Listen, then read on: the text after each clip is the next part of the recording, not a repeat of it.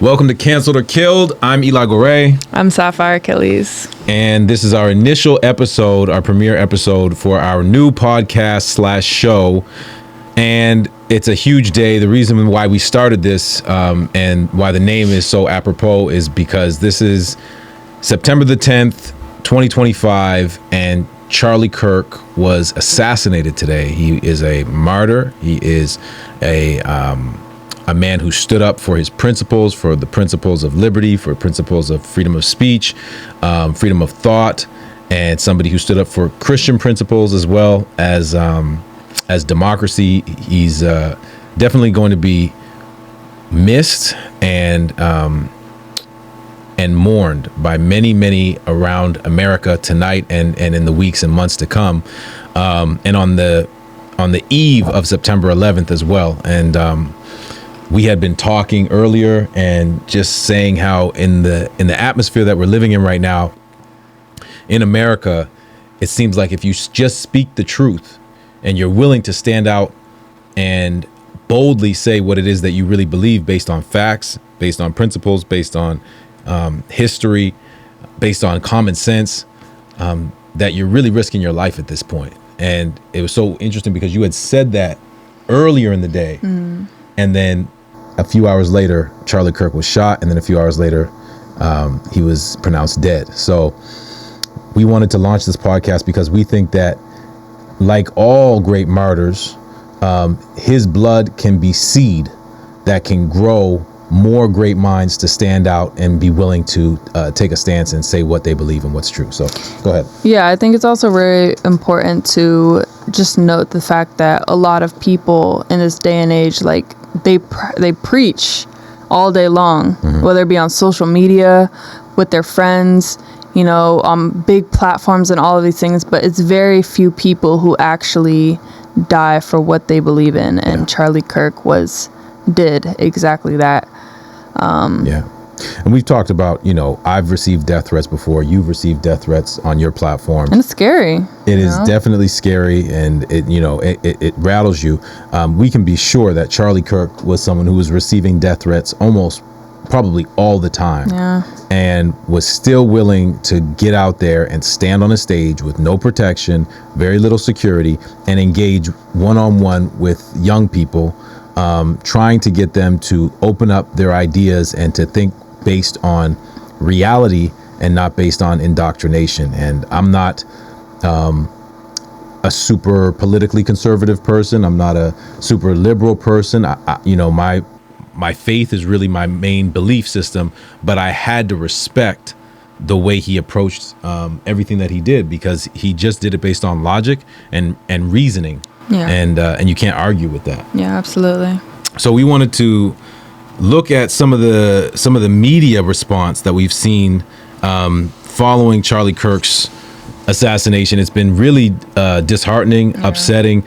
We saw on MSNBC, some of the commentators were saying some crazy inflammatory things literally as the announcement came in, that he had been shot and potentially at that point fatally wounded. So let's just play it and see. Yeah. Is there anything you want to say? Okay.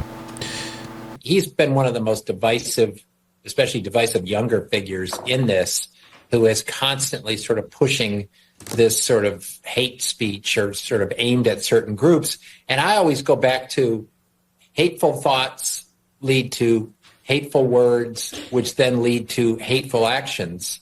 And I think that's the environment we're in, that people just, you can't stop with these sort of awful thoughts you have and then saying these awful words and not expect awful actions to take place. Matt. And that's the unfortunate environment we're in. He's been one of some of the things that, what did you want to say? I was just going to say, keep in mind, these are trusted sources that are being televised on so many hundreds of thousands of platforms. This is MSNBC. So keep in mind, and it's not just this platform, it's a lot of other platforms as well. Mostly liberal media, yeah. Exactly. Where these people, out of a tragedy that has happened, off of somebody that has been killed, off of solely speaking his piece and trying to get his truth out. He has taken one of them. Someone has taken his amendment away of freedom of speech. That's right. And stolen that from him. And to say that all these people, especially listening to and reading all of these comments and TikToks and, things from the leftists, that they constantly are spewing hate, you wonder really where this is heading, what road we are really going toward. Yeah, it's interesting. One of the first thing he said was, this is one of the most divisive characters, young people in America. And I thought, in reality, he's kind of one of the most unifying characters in America, because he's not afraid to go into the territory of those who disagree with him and then engage them in conversation, even when he's outnumbered sometimes 20, 30, 50 to 1. Or even an entire stadium of people that are challenging him and don't believe in what he says. Yeah. And so to say that someone like that is divisive, it does feel a lot like when they say Martin Luther King. And I'm not saying that Charlie Kirk is Martin Luther King, but people like Nelson Mandela, people like that, Gandhi, who were willing to try and unify people. Those are the very people that are often labeled as divisive. Yeah. I mean, even Jesus, to be perfectly honest. And again, Absolutely. I'm not comparing Charlie Kirk to Jesus. I'm just saying that people that tend to try to cross barriers and bring people together, usually it's people that are divisive, that accuse those people of being divisive. Yes, absolutely. And then, of course, the most ridiculous thing that he said in that was that, angry thoughts lead to angry words, and you got to expect angry actions. Essentially, a roundabout way of saying you had this coming. Yeah. You deserved this because you should have kept your mouth shut, which, like you said, I mean, the First Amendment, the entire point, the very first premise that America is based on is that you can say whatever you believe, and that is not going to be punishable by death. That's what it says. So essentially, this man is saying that we should have a system where we no longer have freedom of speech. And, that kind of leads into some of the other things we were talking about, which is there have been statements in the Bible, in the book of Revelation, that talk about the last days. Yeah. And they say that in those last days, we're going to see divisiveness. And there's even a lot of writings that have been done on the Bible where we talk about whether it's, a prophet or these types of people that are saying that we're going to see civil war. And I believe right now we can clearly see that we're moving in a direction where people are going to be getting their lives taken, getting their control, freedom taken, their liberties taken, solely based on whether or not they conform their beliefs to the majority, or to the mainstream. And I don't think it's very long from now when we're going to see that even policies and laws might be put in place. We were talking earlier about how there's a statement that I saw with Benjamin Netanyahu, the prime minister of Israel, when he was on the Christian Broadcasting Network. And he was talking about, I can't remember which war it was. It might have been, I think it was the 7-Day War or the 6-Day War in Israel. But after the first attack took place on Israel, Benjamin Netanyahu said that he had tried to implement policy after that because, and I might have the exact occasion, the exact war, the exact attack incorrect, but the quote is correct. He said, "Never let a good tragedy go to waste." And I believe that we're going to see that even now. And like I said, I don't go left or right, but I do think that we're going to see more and more policies and things being implemented as a result of this. And on the left, we're going to see more and more boldness, more and more violence, more and more willingness to take matters into their own hands. Because ever since Trump won that election, they're very, very incensed. And so we have two sides that are ready to go at it. Yeah, I mean, it's like a domino effect, right? Yeah. And it's just kind of crazy how you see this happening more and more and more, where people are getting murdered. Their lives are completely done based off of just saying what you believe. Yeah. And him speaking on a platform of that, it scares other people to even talk up about their opinion, which, is really what America is greatly known for too, being able to say what you believe. And Yeah. so I think that kind of goes into the many rabbit holes, but specifically a rabbit hole of what we call, or what we believe is coming, as a Sunday law. That's right. I think that that's very important to talk about, because not a lot of people realize, this is happening, or, what's really coming. But I think that this is a good time to, touch base on exactly that, and what the Bible has to say about that. Yeah. So in the late 1800s, there was a push for a national Sunday law in America, which would not allow people to have freedom on Sundays. They would be restricted from movement, and they would even be compelled to worship on that day. Now, what ended up happening was those laws were held back by two lawyers, A.T. Jones and I can't remember his first name, but Jones and Wagner were the two lawyers. And they fought against this in the House of Representatives, and said that this was against American liberty, freedom of religious conscience. Now, the reason why this has been pushed goes way back, even before the 1800s, because when you go back to the Middle Ages, before the Reformation in the 1400s and the 1300s in Europe, you recognize that the Pope, or the papacy, was in control of most of Western Europe, or most of the countries, whether it was Germany, France, Spain, Italy. These countries were all under the control, even England, were all under the control of the Catholic Church. And the Catholic Church dictated what was and wasn't to be done. One of the things that they implemented early on, even before the 14 and 1500s, back as far as even the 300 AD. I think even 70 BC with the Romans, right? 70 AD was when the Romans sacked Israel. But as far as the Sunday law, was when Constantine came into power in around 300 AD, and he gave started making Sunday a more holy and reverent day. And then when the Catholic Church took over and started to rule over Europe, then the papacy started to implement Sunday as the new holy day.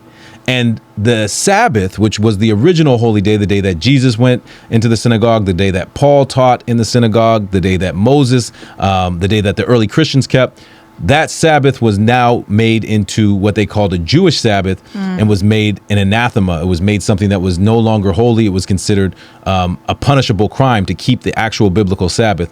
And so the papacy represented the idea that man could control other men and how they worship and how they praise. And so they implemented that all the way up until 1798, when the Pope was deposed by Napoleon, and they lost a lot of their power.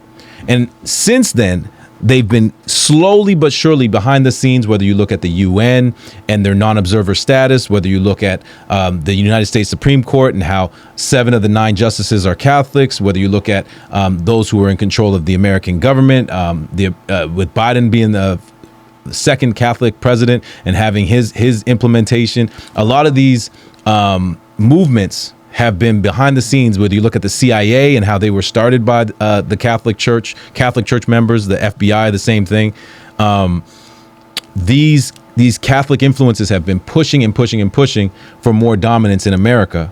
And so we've gotten to the point now where we can see that even as Trump has put this religious this new freedom of religion group together that he's promoting, and this new caucus where they're coming against religious hate speech, but it's mostly run by Catholics. And so we can see that very soon we're going to see a very similar type of situation that was in the Middle Ages, where you do not have freedom of speech. You do not have the liberty to say how you want to worship, how you want to praise, what day you want to go to church on. Sunday is going to be called the Christian Sabbath. It's going to be declared that the United States is a biblical nation, which it is. But then on top of that, they're going to force people to keep Sunday in order to respect America's religious background. And that is what crosses over your freedoms and tells people and forces people to no longer be able to worship God freely, but to be compelled to worship according to the state. And so we're going to see that coming in very soon, I believe. One of the interesting things about this whole scenario is that Charlie Kirk had accepted the Seventh-day Sabbath. And I don't think it's a coincidence that he had accepted that the seventh-day Sabbath. He was keeping a seventh-day Sabbath. Every week he was talking about the benefits of the seventh-day Sabbath. We might even be able to pull something up. And now he has, just after maybe a year or so of keeping the Sabbath. Let me see if I can pull that up. Has this terrible tragedy. So I don't think it's a coincidence. I think we're seeing that this is a canary in the coal mine, with Charlie Kirk being assassinated and becoming a martyr for his faith. We're going to see now who is going to try to use that and try to manipulate that and leverage that into greater actions that are going to take away more of people's freedoms. Yeah. Go ahead. And while you look that up, I just wanted to say, I want to post, on the display, just certain comments that people were, just had the complete audacity and boldness to say.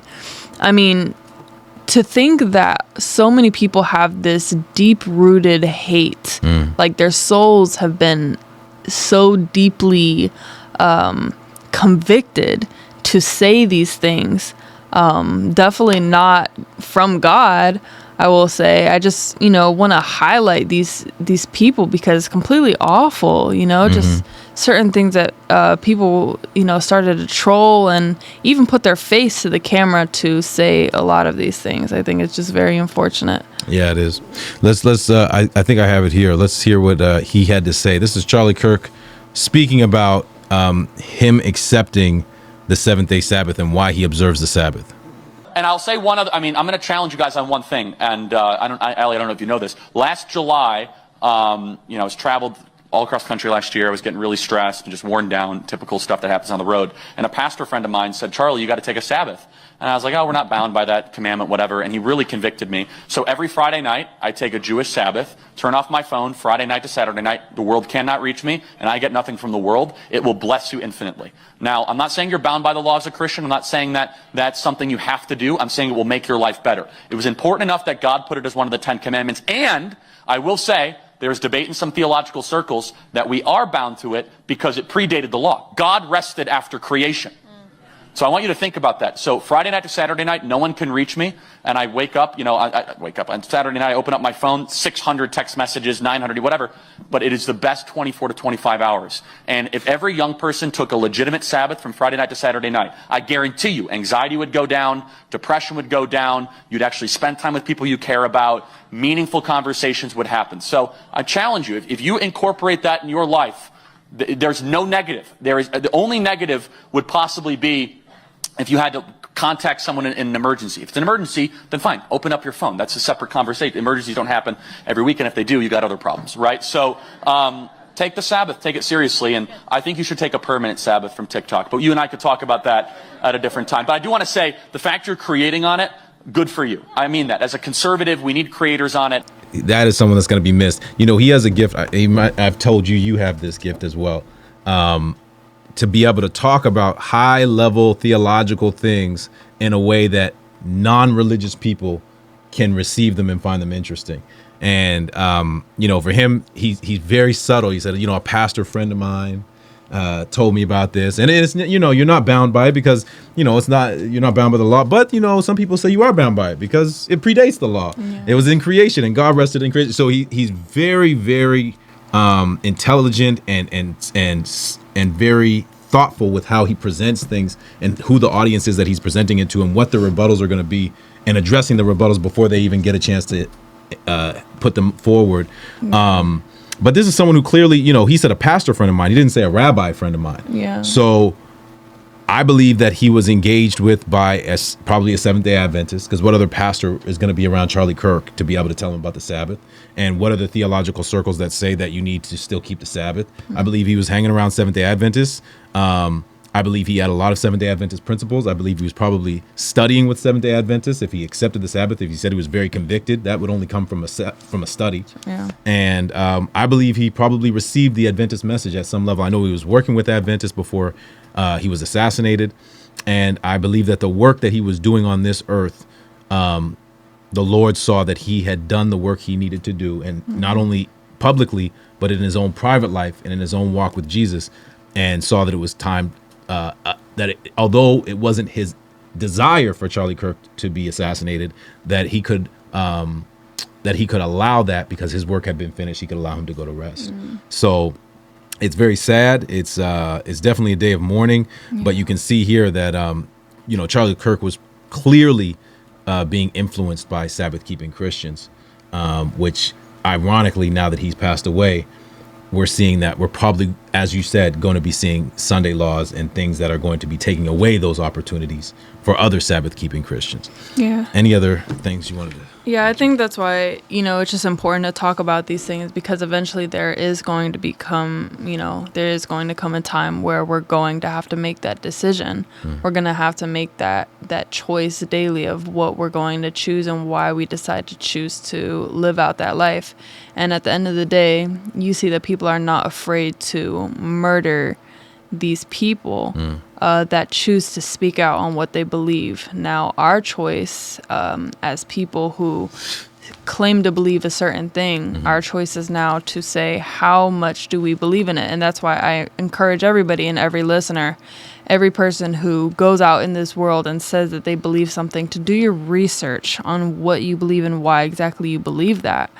And, if at any point you guys have questions, I do encourage people to either comment or DM the page or whatever the case may be. And I'm sure, we will be happy. Our team will be happy to answer all of those. I want to pull up, before we leave, this is from Manuscript Releases, number 5. This is a prophecy, and it talks about civil war in America. I'm not going to read the whole thing. I'm going to jump down to the 3rd paragraph. It says, in India, China, Russia, and the cities of America, thousands of men and women are dying of starvation. The moneyed men, because they have the power, control the market. They purchase at low rates all they can obtain and then sell at greatly increased prices. This means starvation to the poorer classes and will result in civil war. There will be a time of trouble such as never was since there was a nation. And at that time shall Michael stand up, the great prince, which standeth for the children of thy people. This is a quote from Daniel, the book of Daniel. And there shall be a time of trouble such as never was since there was a nation, even to that time. And at that time thy people shall be delivered, every one that shall be found written in the book. Many shall be purified and made white and tried, but the wicked shall do wickedly, and none of the wicked shall understand, but the wise shall understand. What is it that they're going to understand? They're going to understand the prophecies. Now, that was a quote from Daniel, which was a prophecy of the end times. So this is a prophecy within a prophecy. But at the very top, it talks about the market. It talks about the exploitation by what we would call today the billionaires, the moneyed men. And it talks about civil war as a result of conflict in society. And this is happening in China, Russia, and the cities of America. I think we can clearly see that those are the places right now where there is going to be conflict, or if there isn't already. This was written in 1899. So August 13th, 1899, this was a prophecy that was written. Again, you can look it up. Manuscript Releases, Volume 5. I think that's all for tonight. We might come back very soon. We're on the precipice of the anniversary of September 11th, and so we might talk a little bit about some of that history as well. But this is a very somber day, a day that we are going to be remembering for quite a long time. I think September 10th will stand in memory right alongside September 11th as the day that Charlie Kirk, a bastion of free speech and a warrior for the faith, was martyred. And I definitely will be watching some of his old videos and going over some more of his thoughts. Such a great speaker, such a great thinker, and taken away far, far too soon at the age of 31. Absolutely. All right. All right. Bye, guys. God bless.